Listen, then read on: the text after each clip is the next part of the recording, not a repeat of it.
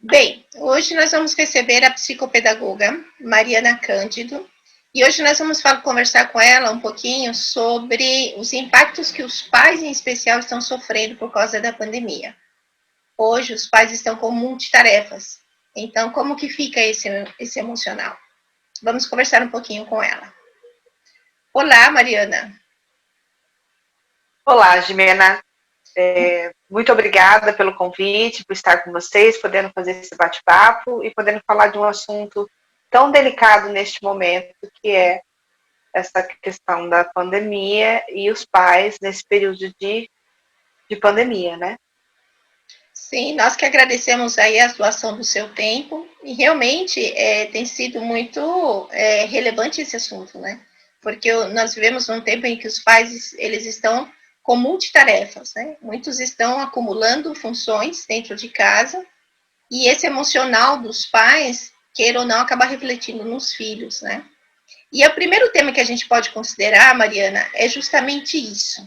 Nós estamos com um novo normal, certo? Mudou completamente a rotina de todo mundo, especialmente da família brasileira. E nesse novo normal, nós estamos tendo um convívio, vamos falar aí, quase 24 horas em família.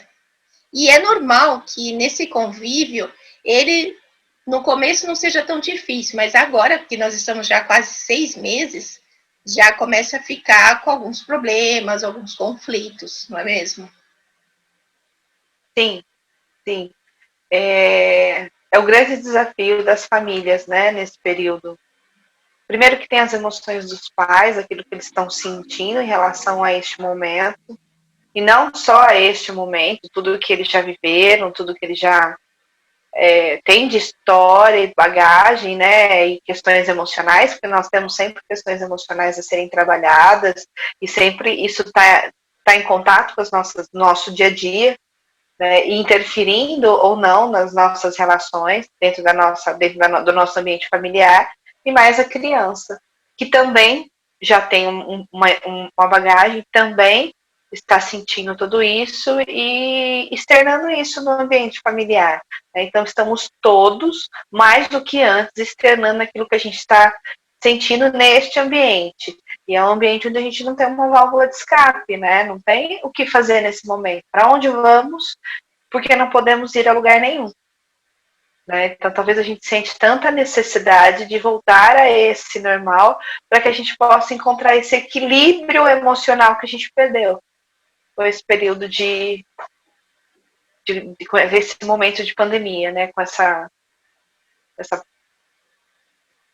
vamos colocar a crise do Covid, podemos dar quem diz assim, né? A crise do Covid.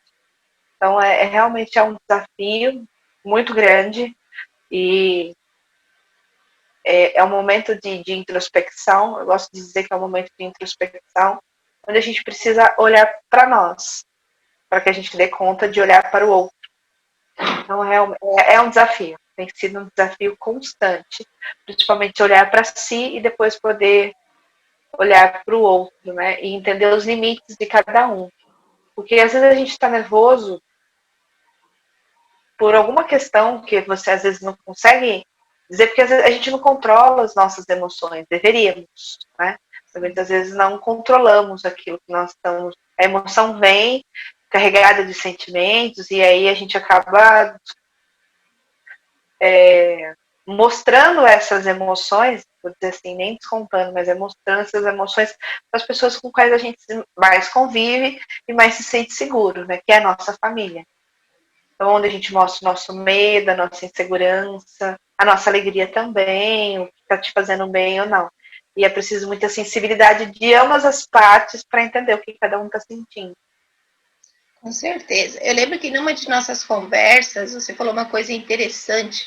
Por que é difícil para nós aceitarmos um novo normal? Eu lembro que você tinha colocado aí a respeito de não se que isso tem a ver com que nós viemos sendo educados, né?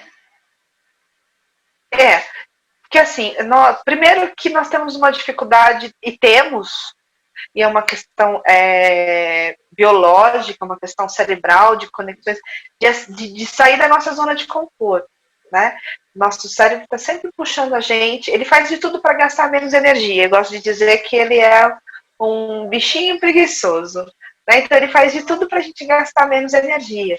Então, assim, ter que sair da sua zona de conforto para enfrentar uma outra coisa que ele desconhece, um aprendizado que ele não conhece, a gente tem resistência. Então, talvez esteja aí a dificuldade da gente acertar certas coisas e resistir. Às vezes a gente fala assim, vou pegar um exemplo, tem que usar máscara, mas eu não gosto, então eu não vou usar máscara. Não é uma questão de gostar ou deixar de gostar, precisa se usar a máscara. Então, só que assim, é tão difícil eu aceitar, e não é difícil aceitar, não tem um aprendizado sobre isso, né? Nós não temos, diferente no Japão, que talvez as pessoas estejam sofrendo menos com essa questão da máscara, porque já é um hábito deles usarem máscara quando eles estão doentes, por exemplo, entendeu? Então, talvez a gente tenha dificuldade do novo, do aprendizado, de aceitar coisas novas. Porque nós possamos. Eu vou pegar a minha idade, tá? 38 anos. Eu cresci olhando, ter um referencial de vida e vendo as coisas acontecerem na minha volta, porque nós aprendemos as coisas por observação, observando o outro, né? Então, assim, durante 38 anos eu tenho parâmetros na minha cabeça de como devem ser as coisas. E agora, aos 38 anos, eu não tenho parâmetros de como tem que ser feito agora. Então, eu tenho uma dificuldade em aceitar esse desafio, vamos dizer assim, enfrentar essas coisas. Então, eu começo a viver talvez um momento de negação. Eu acho que é isso que está acontecendo com muitos. Nós estamos tentando, apesar de não parecer, é um momento de negação que alguns estão vivendo, né? Eu me nego a aceitar essas coisas, me nego a ver, porque é muito mais fácil onde eu estou do que eu ter que olhar para algo que eu preciso mudar, né? Porque a gente precisou mudar e precisamos continuar mudando. Então a gente fica nessa ilusão de que a gente vai ter o novo, a gente vai voltar ao normal. E na realidade nós vamos recriar alguns conceitos, né? Então a gente tem tanta, por isso que a gente tem tanta dificuldade de aceitar o que está acontecendo. Me parece que a gente vive um momento de negação. Né? Então nós não vamos voltar ao normal. Eu pelo menos não acredito que quando a gente fala em voltar ao normal, eu penso que a gente volta como a gente vivia antes. Isso já não é mais possível, porque nós já temos um aprendizado disso. Então, já temos um aprendizado, uma experiência, e nós já vamos mudar algumas coisas. Então, não tem o novo normal. Talvez a gente não tenha as festas tão cheias como a gente tinha antigamente. Nós não teremos as salas de aulas tão cheias como a gente já teve, né? A gente talvez não temos tudo funcionando, a não ser que seja internet, online, etc. Que a gente não tenha tudo funcionando 24 horas por dia, fisicamente, mas só online. Então, a gente está passando por um processo de mudança. Então, acho que o normal a gente não tem mais. A gente vai recriar um outro parâmetro. E isso dá medo, porque nós não temos nenhuma estrutura para isso. Quando eu falo estrutura, é procurando mesmo quais são os referenciais para isso acontecer. Porque isso é novo, nunca ninguém viveu. E o novo dá medo. Com Angústia, ansiedade, né, questões físicas, dá dor na coluna, porque você trava, porque o medo te trava, o medo te paralisa, né? Então, eu tenho medo. E vamos pensar nas questões familiares, eu tenho medo, eu sou adulta. Então, como que eu lido com esse meu medo? E a criança, como ela lida com esse medo? Porque apesar de ela não entender, entre aspas, o que está acontecendo, que tudo está mudando, ela sabe que ela não pode ir para a escola, ela sabe que ela não pode brincar com o amiguinho, ela já sabe que não dá para viver como ela estava vivendo. Porque existe um vírus, vamos dizer assim, tem um vírus no ar, então não pode pegar.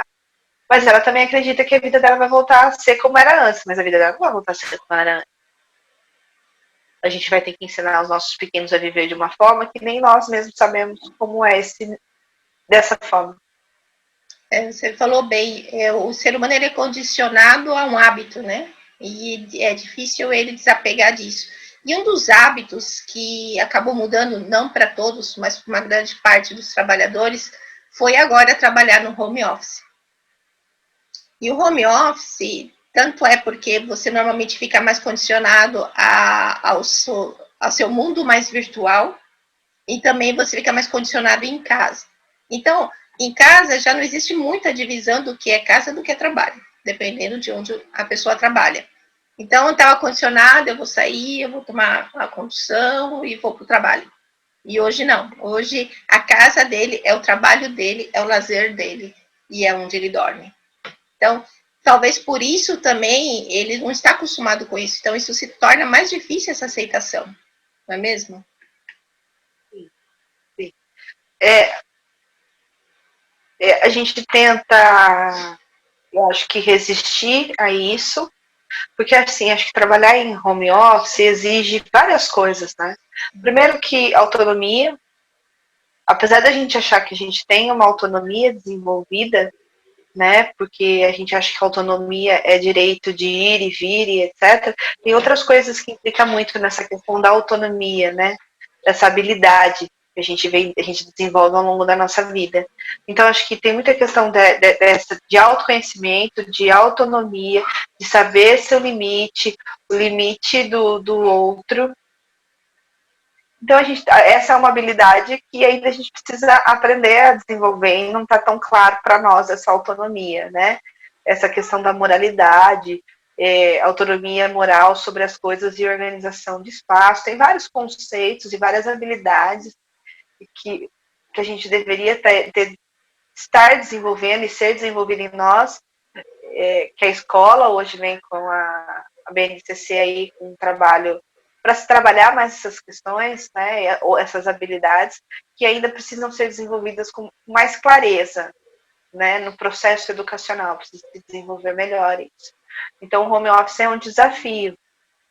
A gente precisa saber, acho que o home office está um pouco ligado com a questão do autoconhecimento, porque você encontra os seus limites e você sabe onde você pode parar. Então, por exemplo, você reconhecer em que momento do dia você não está rendendo mais o seu trabalho, ou o que está acontecendo que você não consegue render profissionalmente, tem um pouco a ver com o seu autoconhecimento. Então, assim, às vezes você está tão focado em cima de alguma coisa e que você não consegue perceber onde está o erro. Por exemplo, quando eu começo a escrever muito, eu estou tão chega uma hora que eu não sei onde está mais o erro, porque eu estou muito em cima do erro, igual o professor, ele trabalha muito com erro.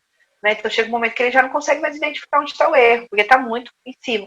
Então tem que saber que, epa, já não estou conseguindo render, tem que parar, tomar um café e voltar.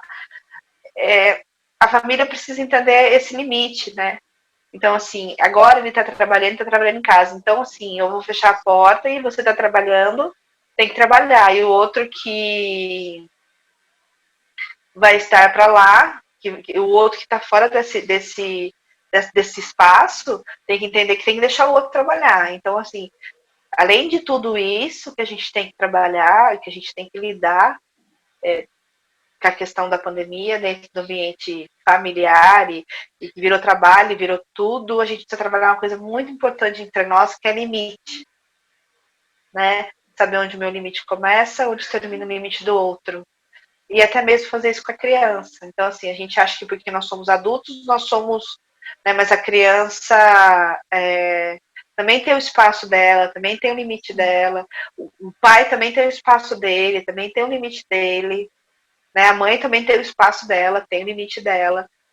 Né? Então, assim, precisa trabalhar muito isso. E é um desafio. Essa questão do home office, acho que muito mais por essa questão de limite emocional e etc., do que simplesmente só o trabalho home office. Você tem razão. Eu posso falar de carteirinha, né? O trabalho de home office, ele é maravilhoso por um lado, mas exige disciplina, autoconhecimento, como você falou, e principalmente delimitar seu espaço de trabalho entre você e a sua família. E organizar, né, o seu ambiente, porque assim, a autonomia porque você está trabalhando e você não tem alguém do seu lado o tempo todo te cobrando que você precisa. Sim. Você sabe a hora que você tem que entregar, mas se você vai começar 1, 2, às 3 para entregar às 5, Aí é você, entendeu? Que tem que se organizar, mas assim você tem que entregar. Então, aí eu levo o dia inteiro para fazer tal trabalho. Então, naquele dia você tem que se organizar para aquele dia inteiro você fazer aquilo para dar conta. Exatamente. Ah, não, mas se eu fizer em 1 hora, eu dou conta de fazer. Então, é uma organização sua, é você saber se conhecer. Então, a gente entra na questão do autoconhecimento. O que essa pandemia trouxe em todos os aspectos. Exatamente. E um dos detalhes do home office, que eu acho que também se aplica ao fato do que está acontecendo hoje, é as pessoas ficarem mais depressivas, justamente por ficarem mais confinadas, né? Mais confinadas em casa, seja pelo home office, seja pela própria pandemia. Essa depressão de estar em casa todo o tempo. Existem vários fatores, né? Eu vou falar um pouco do que eu conheço. Não vou entrar muito na questão psicológica, porque eu deixaria para os psicólogos lidar com essa questão com mais cuidados, né? Mas vou falar enquanto terapeuta neuropractitioner. Primeiro que é aquilo que a gente começou falando, sobre a questão do medo que nos paralisa, que deixa a gente perdido, sem saber o que fazer. É como se a gente ficasse, é como não, a gente fica ocioso, parece que a gente não sabe o que fazer. De repente eu acordo de manhã, eu saio, vou trabalhar, eu vejo pessoas, eu preciso encontrar nesse meu dia a dia, desse período mesmo dentro de casa, coisas que me fazem bem e que me fazem me sentir bem, para que eu consiga passar por esse período. Né? Eu gosto muito de dizer isso, o que te faz bem. E aí a gente vai de novo entrar na questão do autoconhecimento, da gente se conhecer. Né? Então, assim, se você sabe que de repente você começou a pensar de forma negativa, que não está legal aquilo que você está pensando, o que você pode fazer por você?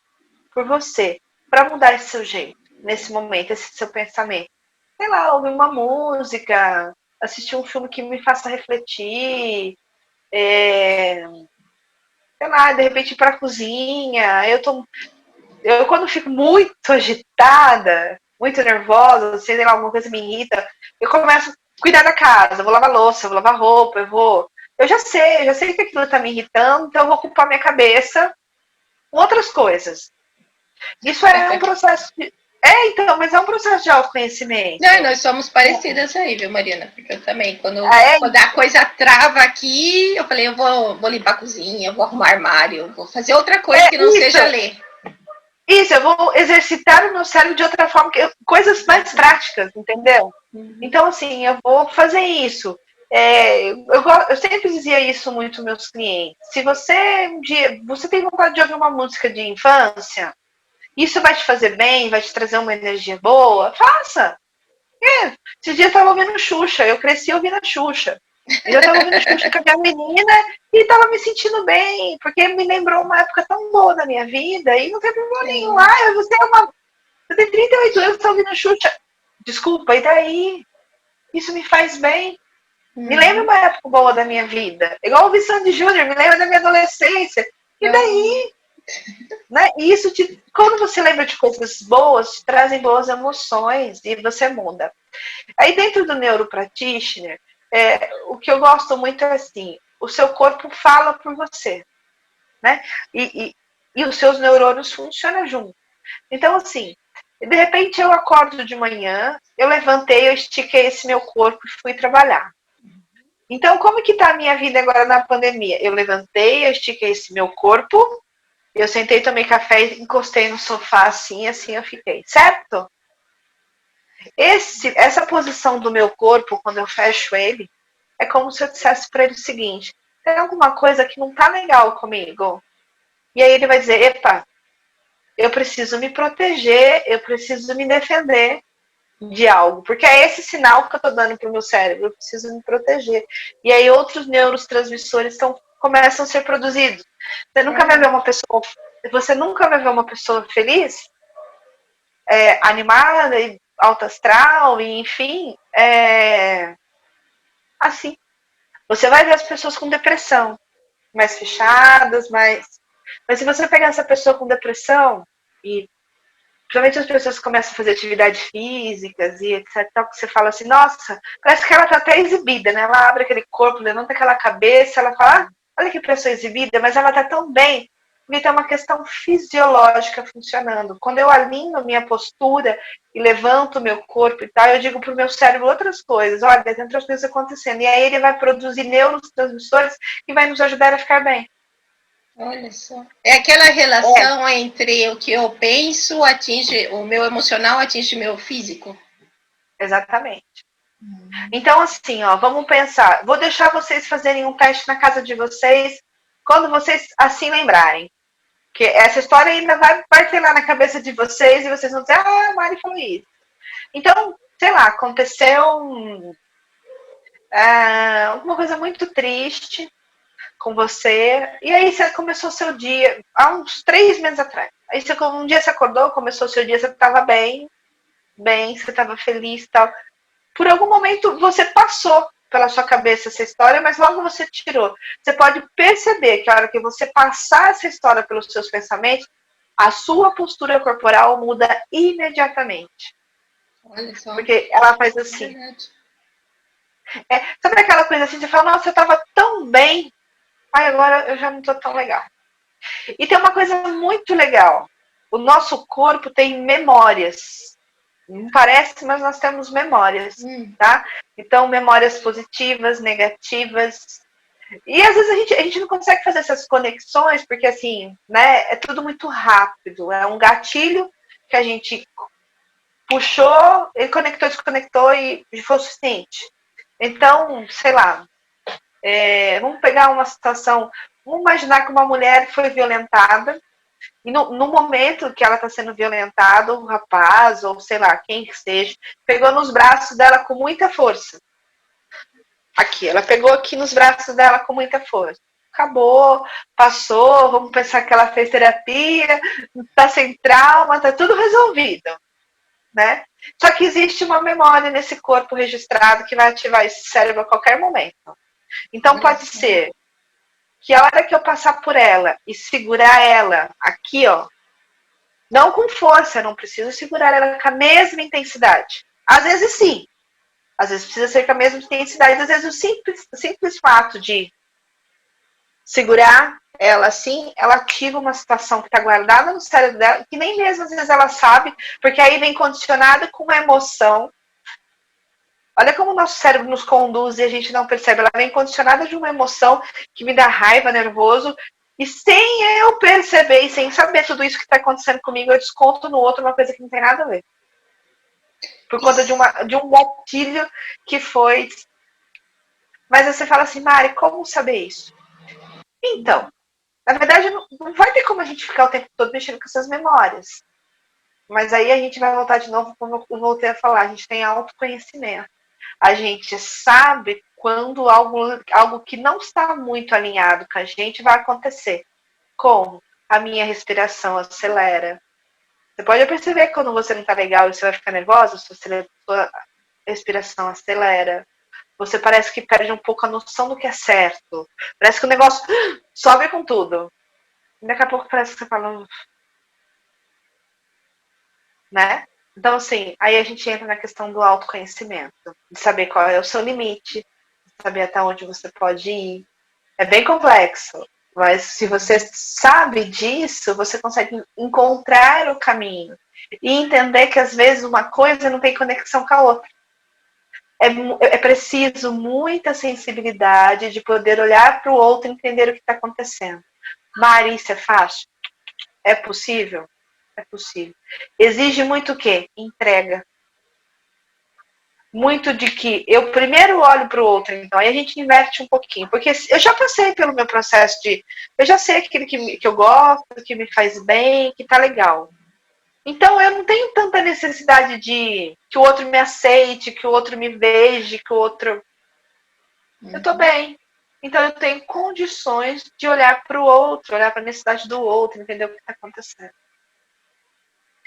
Vou dar um exemplo dessa questão de sensibilidade. A minha menina, ela estudava de manhã. Então, assim, quando ela saía da escola, meio-dia, era um horário que, ou muitas vezes eu estava em casa, tentando organizar o almoço e etc e tal, ou eu enfim, tá aquela bagunça. É um horário que dificilmente eu conseguia buscar lá na escola. Quem ia buscar na escola é o pai. Então eu passei 6 meses. Ela chegava da escola, levava 20 minutos para conversar comigo, ela chegava emburrada, ela chegava triste.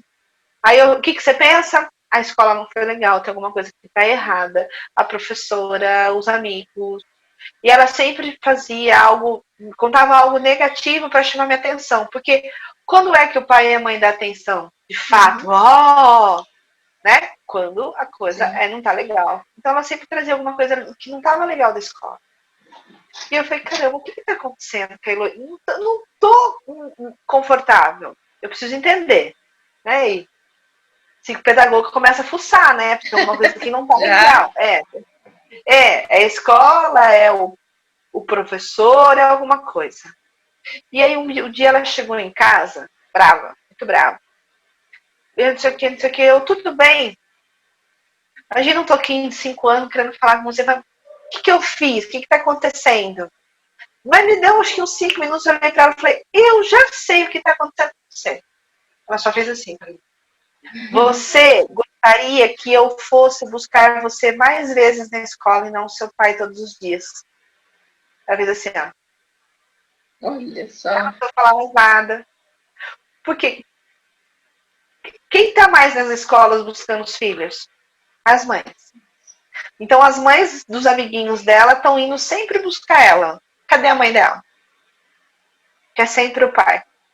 Então ela chega brava, porque ela não tem a percepção da dinâmica de que eu tenho que estar em casa, porque eu preciso fazer o almoço, porque adianta o almoço, porque quando ela chega o almoço está pronto. E ela não tem essa percepção, uma criança de 5 anos. Sim. Só que ela também não tem como dizer. Só que essa situação nós adultos fazemos, sem a gente perceber. Porque às vezes está acontecendo alguma coisa que a gente não tem essa percepção. Percebe que precisou de muita sensibilidade para eu entender o que estava acontecendo? Porque quando alguma coisa negativa começa a acontecer, não é isso que a gente começa a fazer com a gente. O que o outro fez? O que está acontecendo de errado? A gente começa a procurar um culpado.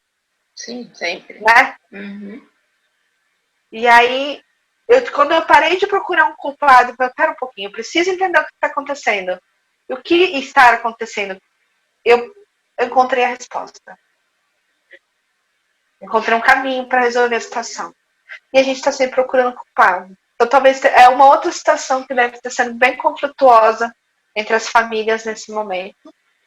Não que eles estão entre eles buscando um culpado, mas que neste momento eles estejam, nós estamos, né, estejamos procurando um culpado pelo Covid e nós não temos. Então, Mari, você falou bem sobre isso, né, de achar culpados.